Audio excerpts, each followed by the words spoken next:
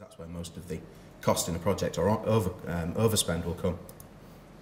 So what more does Tekla offer? Well, the architects and the M&E and plant design engineers are still working in their software, but we're trying to move them towards, or proposing that they move towards operating in a 3D environment. So a 3D MEP and a 3D architectural model. That information is then passed in IFC format to Tekla structures, and the engineer can then start to create the engineering model, from which you can still produce all the deliverables that would ordinarily produce, such as 2D drawings, the analysis and design. That model can be exported into analysis and design software,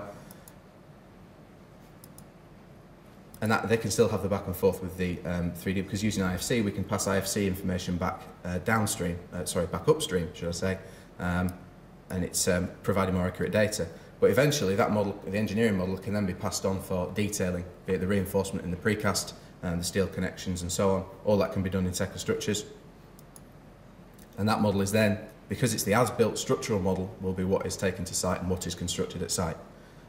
It's 100% dimensionally correct, provided the modellers have done their job right, and that is what is going to be built at site, which would hope lead to fewer errors.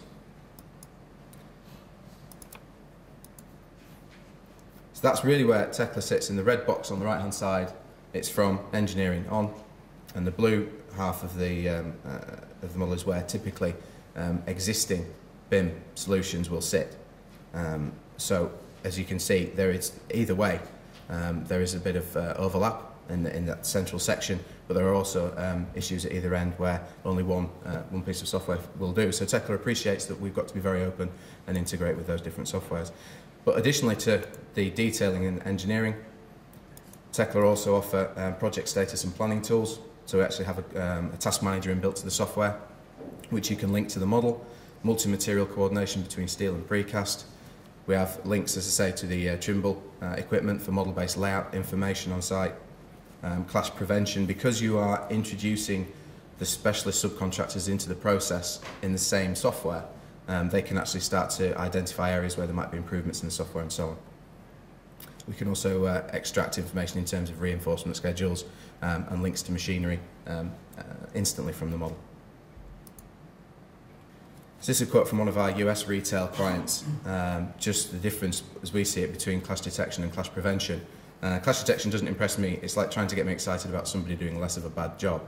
And that's one thing we're trying to do with Tekla, is to get the specialist subcontractors who will make the as-built structural model and will manufacture the as-built structural model involved as early in the process as possible to prevent the clashes, rather than just combining files later in the piece.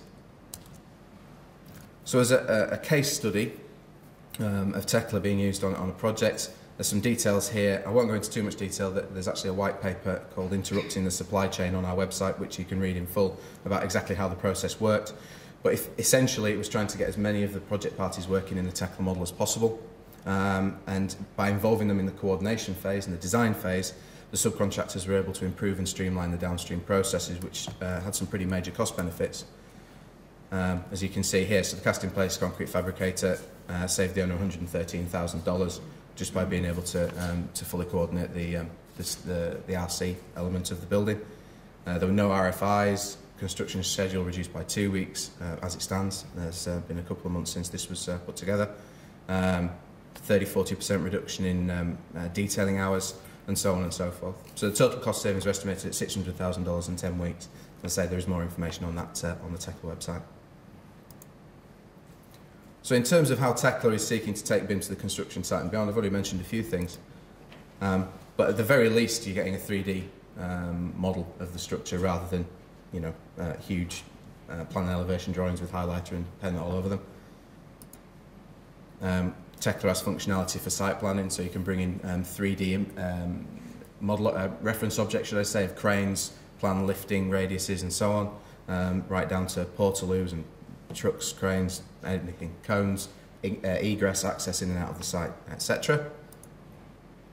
And here's just a slide showing the Trimble link, whereby site surveyor can go to site, map out where his critical points are, import that into or export that from the LM80 total station tool back into Tekla, Any changes can be made in the structural model, and that site, the adjusted points can be passed back out to the LM80, and the site surveyor can go back out and remark his point locations, and then at the end of the project we can compare as-built information to the original design for planned versus actual analysis and so on. One of the other aspects, and something that the amount of data in Tekla enables, is being able to have a look at the sustainability of different project schemes and proposals. So by using information in the model, we've got two models here, very basic obviously, a precast model and a steel model, and instantly from Tekla we can get information about the weight, volumes and so on, and total weights down there. If we go into the material catalogue and actually apply information to each of the steel section sizes or to a particular concrete mix, we can start to find out the embodied CO2 and embodied energy of those units. So here, for example, at the bottom there, we've adapted the reports to show that information, and you can actually compare the two schemes for their embodied CO2 and embodied energy. So you can start to be reporting on the sustainability aspects of a structure in that way. Additionally to that, we have facilities management, and this is very much the sort of the latest stage that the guys in the US are taking Tekla to. This is for Black Construction, who are based over on the West Coast, for a school project they did, and what they actually did was take a reference model of a HVAC unit, and then by modifying Tekla Structures dialog boxes here on the left-hand side, they've actually started to add information into the model, which is all stored within the model database, about cooling capacity, fuel type. I mean, you can get into guarantees, warranty periods, maintenance schedules. All that information can be stored in the model as well. Mainly through the following functionality in Tekla. So we have user-defined attributes, as we call them, which means that, as I say, you can modify those dialog boxes to contain any information that you want. The critical thing about Tekla is that we can contain as much data, or the model can contain as much data as you need. So here they've got some information on a door. We can also hyperlink documents into the model as well. So in this instance, an installation and operation manual for that HVAC unit, that's stored on a server. So rather than having a room full of paper records of guarantees and instructions, safe systems of work, manual handling, so on and so forth, all that information can be stored electronically with a link from the model from each part. And at the bottom there, we've got schedules and filters as well. So a maintenance guy can, or a maintenance schedule can be set up in the software. A guy can go in on a Monday morning, have a look, see what he needs to do that week, the next week, the week after. And by having critical data information on guarantees and warranty periods, clients can actually make sure that there aren't any problems with a piece of equipment prior to the guarantee running out, so they've got to buy a new piece of equipment, things like that, which have been identified as being pretty important. So one thing that Gino Caccetto, who's the BIM coordinator at Black Construction, one of his comments was that we wanted to hand over a living BIM model, a complete electronic as-built representation of the client's project that really helped manage the facility, not just geometry that looks pretty. And that's, you know, pretty strong message from him as well, and I know that they're making great strides in that regard. The final piece I want to touch on is another case study, which we've called Taking BIM to the Field, very much an American term, but this is the Meadowlands Stadium project, which is a Skanska USA job. It's the new home of the New York Giants and New Jersey Jets, and just a few statistics, a pretty major structure, $1.3 billion worth.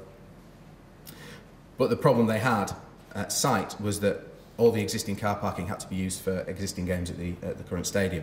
So what they had to do was actually stack all the units on the pitch inside the stadium as they were building it. So space was at a premium. So in order to combat this, they actually had RFID, or radio frequency ID tags, inbuilt into all the pieces within the manufacturing facility. So as they were manufactured, they were read by a tablet PC, and that information combined with ready-to-ship information, so they know what's in the yard. That's all passed via the internet and some Vela Systems hosting servers to the Tekla model, and then we can produce reports on exactly where everything is up to. Similarly, when the units were received on site, they were scanned again, and then when they were erected, scanned again. And all that's being constantly transferred into the Tekla model. So you can see an image of Tekla of the actual stadium, and within that you can see that all those items there have been manufactured. So we run the the latest report at any given time, all the information within the parts update, and then we can see that units have been either damaged, whether they've been erected, received on site, ready to ship. So on a daily basis, the guys on site knew exactly where they were up to with the structure. And this is just the sort of the level that they can take it to. In terms of savings, these are conservative estimates based on the time scales that they gave us. They had again 5 months on the project schedule at $100,000 a day. That's solely on site costs. So that's $15 million savings. The owners were able to host 3 additional events: a U2 concert, a Bon Jovi concert, and a football match, an association football match, I should say, or soccer.